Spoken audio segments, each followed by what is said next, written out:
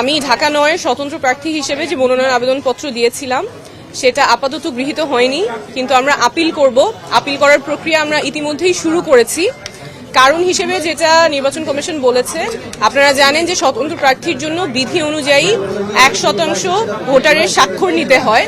সেই ১% ভোটারের সংখ্যা যা হয় তার চেয়ে আমরা বেশি স্বাক্ষর সাবমিট করেছি, প্রায় ২০০-র মতো বেশি ছিল।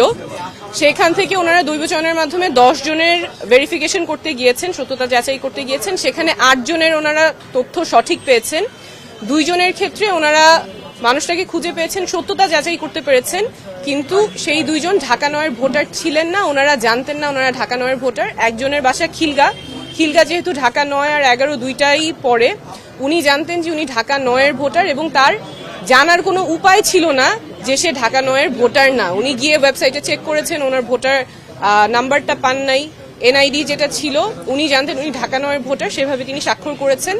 আরেকজন যার ব্যতিক্রমে এসেছে, তার কাছেও যে হার্ড কপি আছে এনআইডির, সেই এনআইডির ঠিকানা অনুযায়ী উনিও ঢাকা 9-এর ভোটার, কিন্তু নির্বাচন কমিশনের কাছে তথ্য আছে যে তিনি ঢাকা 9-এর ভোটার না, সেটাও তার জানার কোনো উপায় ছিল না।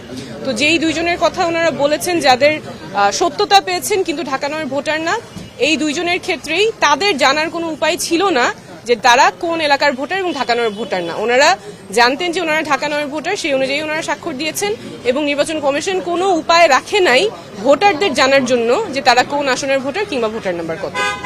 আচ্ছা, আপনি আপিল তো করবেন নিশ্চয়ই। আপিল করার পরে আপনার যদি মনোনয়ন বৈধ ঘোষণা হয়, যেহেতু আপনি এনসিপি থেকে পদত্যাগ করেছেন, আপনি কতটুকু আশাবাদী আসলে এই স্বতন্ত্রভাবে নির্বাচন যে করছেন বিজয়ী হওয়ার ক্ষেত্রে? অবশ্যই আশাবাদী বলেই তো আমরা মাঠে আছি। আমাদের যেই যাত্রা, আমাদের যে লড়াই, স্বচ্ছতা, জবাবদিহিতার রাজনীতির লড়াই, এটা জারি থাকবে। স্বতন্ত্র হিসেবে কোনো চ্যালেঞ্জ আছে? অবশ্যই চ্যালেঞ্জ তো আছে। এই যে যেমন আজকেই যেটা চ্যালেঞ্জ হলো, আসলে আমাদের তো রাইট টু ইনফরমেশন ওভাবে থাকে না। যারা এত কষ্ট করে স্বাক্ষর দিয়েছেন তাদের জন্য নির্বাচন কমিশন কোনো উপায়ও রাখে নাই জানার যে তিনি কোন আসনের ভোটার। আমরা এত কিছু বলি, আমাদের অধিকারের কথা বলি, কিন্তু এই বেসিক তথ্যটা জানার পর্যন্ত আমাদের কোনো উপায় রাখা হয় নাই। অবশ্যই চ্যালেঞ্জ আছে, তার সাথে অনেক পজিটিভও আছে। আমাদের যেহেতু দল থেকে না হয়ে স্বতন্ত্র যাচ্ছি, মানুষ একেবারেই খুব কাছে থেকে অনেক ভালোবাসা দিচ্ছেন, তো অবশ্যই পজিটিভও আছে।